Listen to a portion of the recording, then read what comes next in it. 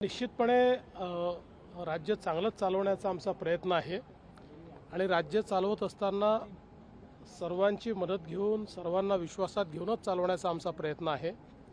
मी काल त्यांचं भाषण पूर्ण ऐकू शकलो नाही, पण जेवढं मी ऐकलं त्यात काही महत्त्वपूर्ण मुद्दे ते बोललेले आहेत। निश्चितपणे त्याच्यावर आम्ही विचार करू, जे काही महत्त्वपूर्ण मुद्दे त्यांनी मांडलेले आहेत। आणि शेवटी राज्य चालवत असताना सगळ्यांना सोबत घेऊन चालवणं हाच खरं म्हणजे आमचा उद्दिष्ट आहे। मोदीजींचा उत्तराधिकारी हा महाराष्ट्रातला असेल आणि तुमच्याकडे इशारा होता, संजय राऊत तुमच्याबद्दल कौतुक आजही ते म्हटले की मोदीजींचा उत्तराधिकारी अप्रत्यक्षरित्या फडणवीस असं ते म्हटले। मोदीजींचा उत्तराधिकारी शोधण्याचं कुठलंही कारण नाही। मोदीजी आमचे नेते आहेत, अजून बरेच वर्ष मोदीजी काम करणार आहेत। आमचा सगळ्यांचा आग्रह आहे, आम्ही 2029चे पंतप्रधान म्हणून मोदीजींकडेच बघतो आहे, पूर्ण देश बघतो आहे। त्यामुळे आत्ता अशी चर्चा करणं योग्य होणार नाही। आणि भारतीय संस्कृतीमध्ये वडील जिवंत असताना मुलांचा विचार होत नाही, करायचाही नसतो। ही सगळी मुघली संस्कृती आहे की वडील जिवंत असताना मुलं अशा प्रकारचा विचार करतात। त्यामुळे आत्ता कोणाचाही कुठेही उत्तराधिकारी निवडण्याचे वेळही आलेले नाही, तसा प्रश्नही नाही।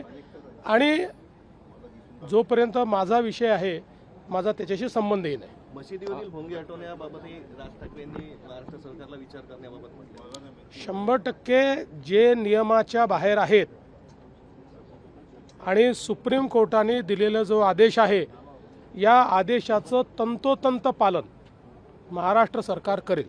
कबरी संदर्भातही राज ठाकरे म्हणाले की छत्रपती शिवाजी महाराजांचं शौर्य होतं आणि ते गाळलं हे दाखवण्यासाठी ते कबर तिथं आहे। बघा, आमची भूमिका अतिशय स्पष्ट आहे की ही जी काही कबर त्या ठिकाणी आहे, ही ASIची प्रोटेक्टेड कबर आहे। त्यामुळे आम्हाला औरंगजेब आवडो का न आवडो, कायद्याने 50, 60, 100 वर्षापूर्वी त्याला त्या काळामध्ये 60 वर्षापूर्वी प्रोटेक्शन मिळालेलं आहे।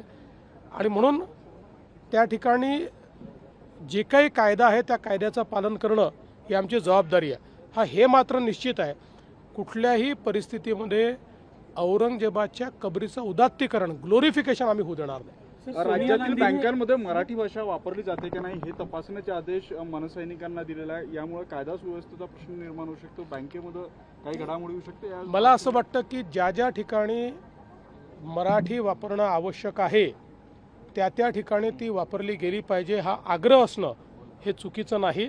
फक्त याकरता कायदा हातात घेणं हे मात्र चुकीचं होईल। मला अपेक्षा है कि कोई कायदा हाथ घेणार नहीं। सोनिया गांधी जी ने एक आर्टिकल लिखा है, शिक्षा व्यवस्था पर सवाल उठा है, कह रहे कि सांप्रदायिकरण हो रहा है शिक्षा का। आरएसएस पर भी उन्होंने निशाना साधा है। मुझे ऐसा लगता है कि शिक्षा का भारतीयकरण हो रहा है।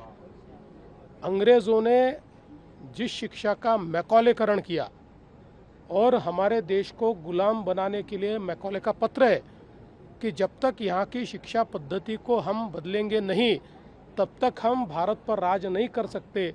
इसका मतलब जो शिक्षा पद्धति उस समय आई थी वो भारतीयों को गुलाम बनाने के लिए आई थी।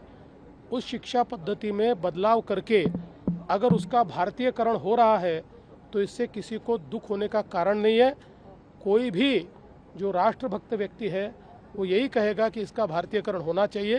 मुझे ऐसा लगता है कि सोनिया जी ने इसकी पूरी जानकारी लेनी चाहिए और भारतीयकरण को पूर्ण रूप से सपोर्ट करना चाहिए। राज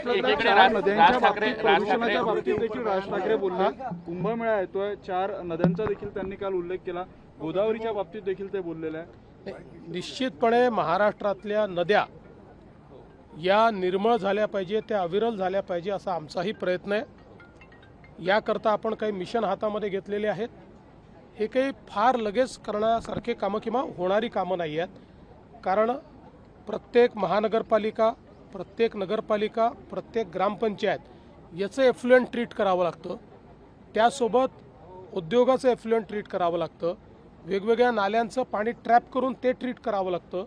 एक खूप मोठा हा कार्यक्रम आहे, थोडा वेळ खाणारा, थोडा खर्चिक कार्यक्रम आहे, पण हा केलाच पाहिजे या मताचे आम्ही असल्यामुळे याची सुरुवात आम्ही ऑलरेडी केलेली आहे।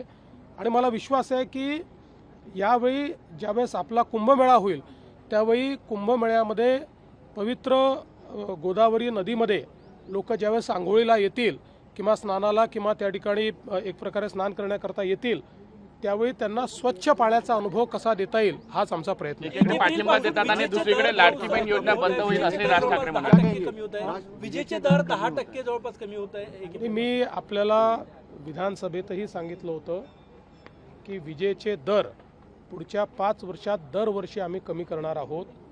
त्यानुसार आमची जी पिटिशन आहे ही पिटिशन जी नियामक मंडळ आहे त्यांनी स्वीकारलेली आहे. केवळ ती स्वीकारताना त्याच्यामध्ये काही मला असं वाटतं की कॅल्क्युलेशनच्या संदर्भात त्यांचं आणि आमचे मतभेद आहेत आणि म्हणून आम्ही एक रिव्हिजन देखील त्या ठिकाणी दाखल करणार आहोत. तेवढे कॅल्क्युलेशनचे मतभेद जर दूर झाले तर लोकांना स्वस्त वीज देखील मिळेल आणि त्यासोबत आपली जी कंपनी आहे ही कंपनी देखील जी 70-80 हजार कोटीच्या डेटमध्ये आहे ती पुढच्या 4 वर्षामध्ये आम्ही डेट फ्री देखील करू शकू. या दृष्टीने एक रिव्ह्यू पिटिशन आम्ही त्या ठिकाणी दाखल करतो आहोत. मात्र मला आनंद आहे की आम्ही जे रेट कमी करण्याच्या संदर्भात पिटिशन दाखल केलं होतं त्याला मान्यता मिळालेली. बीडमध्ये काय स्थिती आहे आता? बीडमध्ये काय स्थिती आहे? शांतता. बीड मस्जिद स्फोटातील आरोपींची घरे पाडणार का असा सवाल ओएसी असं आहे की आता बीडमध्ये पूर्ण शांतता आहे आणि कोणीही जर शांतता भंग करणार असेल तर त्याच्यावर सारखीच कारवाई केली जाईल.